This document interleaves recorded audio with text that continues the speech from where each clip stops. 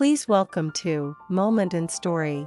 Here, you'll find stories that inspire, touch the heart, and reflect the beauty of everyday life. Beneath the Lanna Sky, Season 5, the earth was unusually dry for a northern spring. Tara stood barefoot in the herb garden, pressing her hand into the soil. It didn't sink the way it used to. The coriander had failed. The lemongrass came back thin. Even the basil looked tired. She wasn't a farmer, but she felt it. The land's grieving, Molly said gently, coming up beside her. Tara nodded. It had been 6 months since Mayuree's quiet departure beneath the tamarind tree. The guests still came. The staff still smiled. But something beneath the surface had shifted, and the soil felt it too. Meanwhile, Lex stood in front of a model of a new eco-resort planned in Nam province. She was pitching to a room of investors, polished, composed, efficient, but inside, she wrestled with doubt. Was expansion a tribute to her mother's legacy, or a departure from it? Later that night, she found herself in her old bedroom at the resort, flipping through one of Mayuree's journals. One line stopped her: growth without meaning is noise. Let closed the book. Then I'd better listen more, she whispered. Molly's art center was alive, perhaps too alive. A group of new students from nearby provinces had brought stories louder, sharper, harder than she had expected. One girl had run away from a forced marriage. Another boy confessed he hadn't spoken to his mother in 3 years. Molly felt overwhelmed. She was not a therapist, not a priest, but one evening, as she sat with them painting under lanterns, the boy who never spoke began humming a lullaby. The others fell quiet, listening. She realized she didn't need to fix them. She only needed to offer space. At home, Tara was navigating a new reality, motherhood, not the soft kind written in books. The real kind. Her baby daughter, Lynn, cried at odd hours. Tara's writing deadlines piled up. The memoir had been published to acclaim, and interviews came pouring in. But so did guilt. One night, while pacing with Lynn in her arms, Tara whispered, "You'll never know her. But I promise, you'll know her stories." She placed her daughter down beside a photo of Mayuree. The baby reached for the frame, and then came the letter, handwritten. No return address. No sender's name. I was with Marco in Zurich before he left for Thailand. I think he meant to return to us. He never did. I have something of his that belongs with you. May I come? Tara stared at the signature. Just 2 letters, E.M. The past was not finished. Not yet. She arrived just before dusk, a woman in her late 60s, slender, silver hair pulled into a neat twist. She wore linen, no makeup, and carried only a leather bag. No smile. No hesitation. Tara met her in the garden. Lynn resting in a sling across her chest. Your EM? Tara asked. The woman nodded. Elsa. Marco and I, we were never married. But we were more than lovers. We were building a life. Until he disappeared. In the main house, Molly watched from behind a woven screen. Why now? She whispered. Lex shrugged. Because time waits for no one. That night, Tara invited Elsa to sit under the tamarind tree.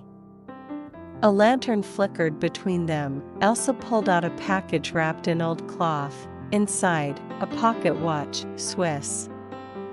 Worn. With the initials MD etched inside. He always said this would return to where he felt most himself.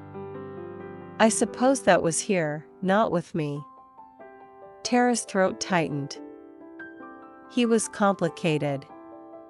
Elsa smiled sadly. So was I. She did not stay the night. She left before dawn, but the watch stayed. Back in Nan, Lex sat in a modern conference room, facing developers who wanted to replace the traditional teak guest villas with concrete pods for climate efficiency. It's the future, one said. Lex stood, quietly gathering her papers. Then the future doesn't include me. She drove back to Lamphun that night, her mind made up. At the art center, Molly received a letter written in flowing Burmese script. It was from her birth mother, the one who gave her up as a child in the refugee camp near Mae Sot. She had never written before. The letter was short. I hear you teach others to speak their stories. I wonder if you'll let me speak mine now. Molly read it 3 times. Then folded it and placed it on the shelf above her workbench. Not now, but maybe soon. Tara stood on stage for the first time since Lynn was born, a literary festival in Chiang Mai. Hundreds of people. Cameras. Microphones. Her name on the backdrop. She didn't read an excerpt. She read a lullaby Mayuree once sang to her in a whisper. Carry the sky, little one. When the ground forgets your name, let your voice remember. The room was silent. Tara looked out into the audience. Elsa was sitting in the back row. She nodded once, and Tara understood, sometimes. Forgiveness doesn't need to be spoken to be shared. The room had no mirror by design. Molly had arranged it that way, a circle of cushions, a small kettle for tea, walls painted pale green. The art center's new listening room. She didn't want reflection. She wanted presence. Her mother, Da Hla, stepped in just past noon. The air was thick with monsoon moisture. Neither of them spoke for the first 5 minutes. Then, softly, Da Hla asked, "Do you remember anything?"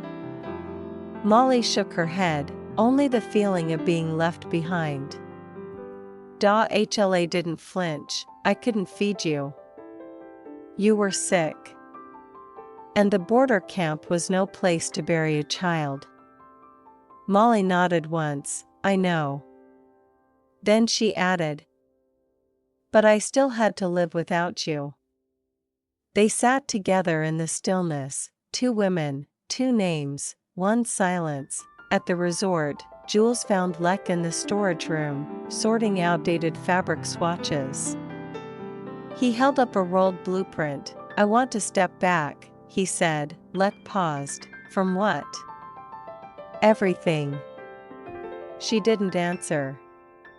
So he continued, you were always better at seeing the shape of things.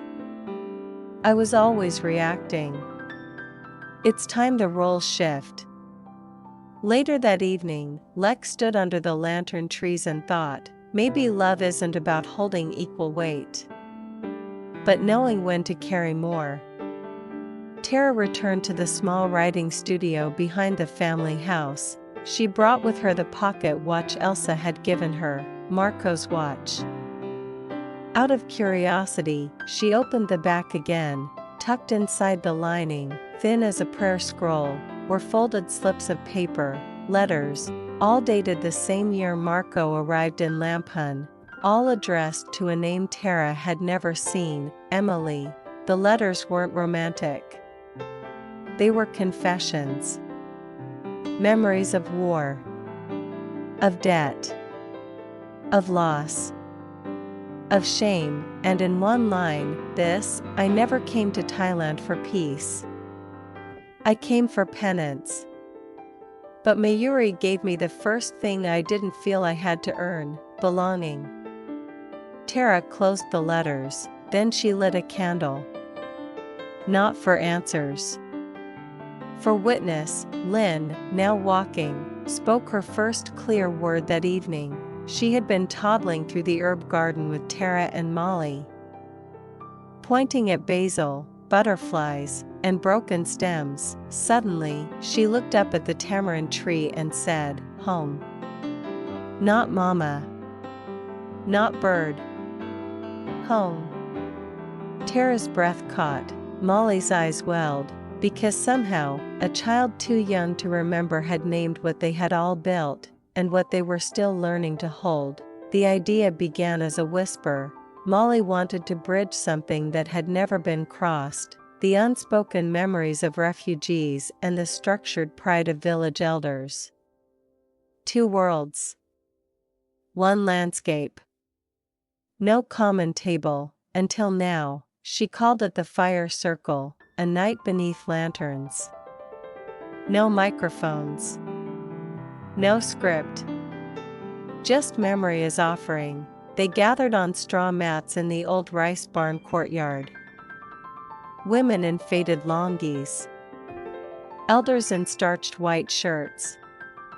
Children with questions no one had yet dared let them ask. Molly lit a clay lamp in the center.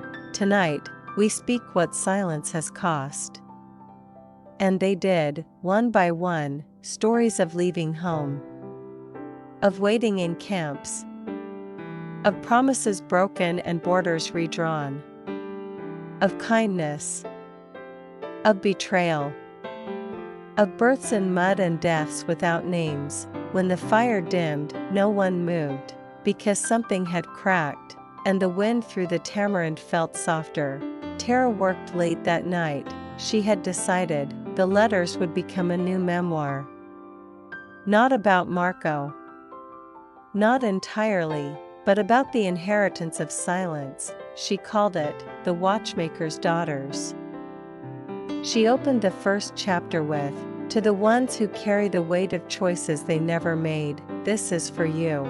In the back office of the resort, Lek was organizing old documents when she found it, a deed, handwritten. Stamped. Signed by Mayuree, a half-acre plot on the edge of the river. With a single sentence scribbled at the bottom, "For what they will build when I am no longer here." Lek sat down. She didn't cry, but she pressed her fingers to the ink like a daughter who had just been told go on in her mother's voice. That same night, Lynn fell ill, a sudden fever. A tightness in her breathing. Tara held her close, her own chest aching with memory, the way Marco had coughed for weeks before admitting something was wrong. The way he had hidden his pain. The way Mayuree had carried him with dignity until the very last hour. They rushed Lynn to the hospital in Chiang Mai. Tests. Tubes. Monitors. But by morning, her fever broke, and as the first light crept across the bedsheets, Tara whispered, "No more hidden pain. No more quiet suffering. Not in this family." And she meant it. Lek stood at the edge of the riverbank where Mayuree's secret deed had pointed. The land was overgrown, banana trees tangled with wild ferns, half-buried pottery peeking from the soil. It had been untouched for decades, and yet, she could see it, not a resort. Not a business, but a sanctuary, a retreat for daughters, for the ones who returned home with broken dreams. For the ones who never left but had nowhere to go. For mothers with no language for grief. For girls who needed to hear they were enough. She sketched the outline on her notebook, the river's edge center for resilience and rest. And beneath it, a quote from Mayuree's letter, "Some roots are meant to rest before blooming again." Tara flew to Zurich with Lynn in her lap and a copy of The Watchmaker's Daughters in her hand. She was speaking at a small literary salon, only 20 people, all seated in a circle, all holding candles. In the back row, Elsa. After the reading, Tara walked over and handed her the signed copy. "You were the first page. It felt right you'd hold the last." Elsa smiled. "You're braver than he ever was." Tara hesitated. "I'm just trying to name what was never spoken." Elsa placed a small velvet pouch in her hand. Inside, a watch key. This opens the companion pocket. I think it's meant for you now. Back in Lampun, Molly walked into her own studio with a guest beside her. HLA, she wore her best blouse and carried a basket of thread spools, some from the camp, some from the market that morning. Molly introduced her to the youth group as a woman who stitched together her own survival. They sat in a circle, and HLA began teaching them a weaving pattern called the crack that binds.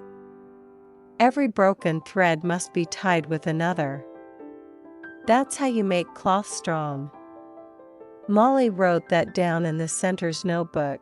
It would be their motto. One evening, Lynn stood in the middle of the garden, beneath the tamarind tree. She was holding the pocket watch like a treasure. She looked up at her mother and said, "Perfectly, this is where stories sleep." Tara froze. Molly looked up from her sketching. Lek paused mid-text. None of them had ever used that phrase, but Mayuree had. She used to say it to guests who asked why she planted so many memory trees around the property. This is where stories sleep. And somehow, Lynn, the newest voice, had brought the oldest line back to life. Tara waited until Lynn was asleep. The pocket watch lay in her palm like a heartbeat paused. She turned it gently, fitting Elsa's small brass key into the barely visible seam on the back, a second compartment she never knew existed. It clicked open with a whisper. Inside was a tiny pressed flower, perfectly dried. Pale purple, underneath it.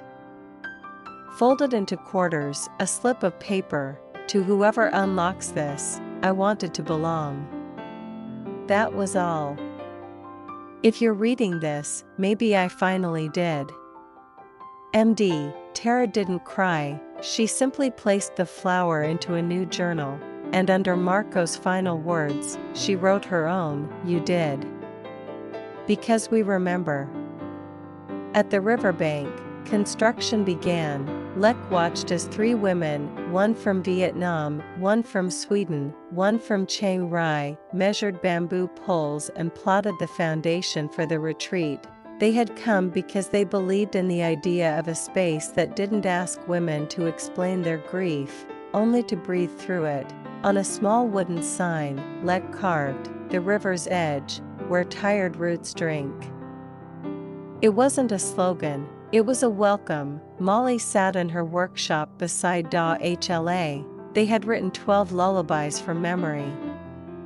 Now they were translating them into Thai and English. Each song was paired with an illustration: water buffalo, crescent moons, swaddled infants carried in baskets of reed. Molly sent the final draft to a publisher with this title. When Stars Cried Softly, it would be released in 3 languages. Proceeds would fund art kits for displaced youth. HLA signed the dedication page in Burmese. To the daughters we left. And the ones who found us anyway. Elsa arrived without announcement. She stood under the tamarind tree beside the peacock pen. Just as the birds began their twilight calls, Tara found her there, holding the watch again. "I wanted to ask if I could stay," Elsa said softly. "Not forever. Just for a season." Tara nodded. "You gave me the key. The least I can do is offer a door." Elsa moved into the guest room by the herb garden the next day, and slowly, she began helping Lynn sort flowers by color. Every day, she would place one new bloom into a wooden tray labeled, "Memory." The courtyard of the Memory Center was quiet at dawn. Tara placed rows of folding chairs, each marked with a hand-inked name. Lek adjusted the lighting cables. Molly lit strings of lanterns across the tamarind branches. This was more than a book launch. It was a remembrance. A reunion. A promise The book, When Stars Cried Softly, had already sold out its pre-orders, but this night was not for press. It was for the ones whose stories had been buried under duty, silence, or distance. Elsa arrived with Lynn just before sunset. The child wore a small flower crown made of jasmine and basil, her own creation, woven with sticky fingers and absolute focus, as guests took their seats. Molly read the opening lullaby in 3 languages, Burmese, Thai, English, her voice clear and steady. Then Hla stood, without notes. She sang the oldest lullaby she knew, one she had hummed to Molly before leaving her behind. No one moved. Not even the birds, and for the first time in public, Molly took her hand. The room exhaled. In a side tent, Lynn proudly displayed her project, a box labeled Memory Chest. Inside were hand-painted stones, each marked with one word, root. Song. Watch. Cry. Sky. Home. Guests added their own. By nightfall, the box was full. She understands more than we say, Tara whispered to Lek, watching her daughter hand a stone to an old woman who had just cried during the reading. Lek smiled. She carries Mayuree's blood. Tara added, and Marco's quiet. After the ceremony, Elsa stepped aside to meet a woman who had been waiting all evening, a gentle-faced woman named Sophie. I'm Marco's niece, she said. We only found your name recently. I wanted to meet the part of him we never knew. Elsa took her hands. Then let me tell you everything. They sat on a bench under the peacock tree, and the conversation, long overdue, began. Before the lanterns dimmed, the 3 women, Tara, Molly, and Lek, gathered beneath the tamarind. What now? Lek asked. We keep opening spaces, Molly said. We let the next ones write their verses, Tara added. They stood without speaking, each resting a hand on the wooden sign at the garden's edge. It read, Here, daughter, light grows. The morning was gentle, not quiet, birds, carts, distant laughter, but gentle in a way only Lamphun knew how to offer. The land, warm but forgiving. The air, bright but soft. Today was the planting, the first tree for the river's edge retreat, a native fig, chosen not for its flowers but for its resilience. Lynn held the trowel with both hands, Tara guiding her from behind. Molly and Lek stood nearby, each holding a small clay pot of water and ash, offerings for new beginnings. As the last bit of soil was patted down, Lynn whispered, Grow. Story. Everyone heard her, and no one spoke. The retreat's guesthouse was nearly finished, clay walls, thatched roof, river breeze threading through every window. Its design mirrored Mayuree's childhood home. Lek had seen it in a photo once, and somehow recreated it in wood. A plaque near the entrance bore a line in 3 languages, built from longing. Opened by love. That afternoon, the final guests arrived, not foreign dignitaries. Not donors, but women, from nearby villages, from hill tribes, from border towns. Women with tired shoulders and steady eyes. Some brought children. Some brought silence. All brought something they were ready to set down, if only for a while. Molly greeted each one with a cloth bag, inside, a journal, tea leaves, and a note, You belong. Without needing to explain why. In the cool of the evening, Tara, Lek, and Molly walked the path by the river, the same one Marco used to walk during monsoon mornings. The sky above was streaked in orange and violet. Birds traced loops above the fig sapling, now standing proud in its new place. They paused beneath the tamarind tree. Its branches were heavier now, roots deeper, leaves whispering secrets only the land could keep. Do you think they'd be proud? Lek asked. They are, Molly said. Every time someone doesn't give up. Every time someone says yes, even while afraid. Tara added, they sat there until the stars blinked open. That night, in the quiet of her room, Tara opened the last page of her new journal and wrote, this story does not end here. It rests. It gathers. And when needed, it returns, not with noise, but with daughter light. She closed the book. Outside, the wind carried the scent of jasmine, rain, and soil. The season had changed, but the sky, the Lanna sky, remained.